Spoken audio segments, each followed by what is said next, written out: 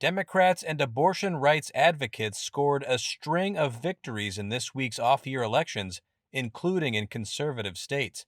In reliably red Ohio, voters approved a constitutional amendment guaranteeing abortion rights. This is where voters, the majority of voters, sit. Political analyst Amy Walters says the results prove abortion is still a key issue for Democrats, more than a year after the U.S. Supreme Court overturned Roe v. Wade.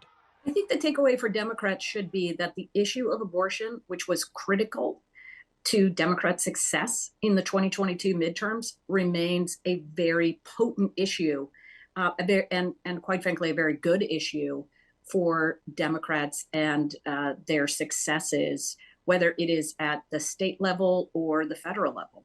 In Virginia, Democrats won control of both chambers in the state legislature, a rebuke to Republican Governor Glenn Youngkin, who sought to unify candidates from his party around a proposal to ban most abortions after 15 weeks of pregnancy. Voters are pretty locked in on their perceptions of which party is the more extreme, which would be Republicans, and which is the more sort of pro-choice or open to abortion access, and that would be Democrats. So that's why you saw in Virginia very few of the legislative candidates actually run on the issue that Glenn Youngkin was talking about. He wanted Republicans to talk about a reasonable limit on abortion access. Almost every one of those competitive state Senate Republicans ran on crime and safety instead.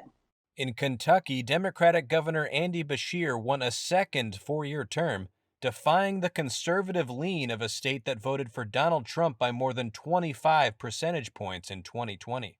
Beshear defeated Kentucky Attorney General Daniel Cameron, a Republican who was endorsed by Trump. Trump is a double-edged sword. If you're running as a Trump candidate without Trump on the ticket, you're not able to bring those same voters out that would show up for Donald Trump. But guess who does show up? A lot of the people who don't like Donald Trump. And that's what we saw in the midterm elections. And that's what we saw here in 2023 as well. And so the question going forward in 2024 to me is, does Donald Trump still have the ability to bring out those voters as he did in 2020? Trump's rivals for the Republican presidential nomination tried to tie him to the disappointing showing in the 2023 elections. Florida Governor Ron DeSantis said the results show why Republicans need a winner to lead the future of the party.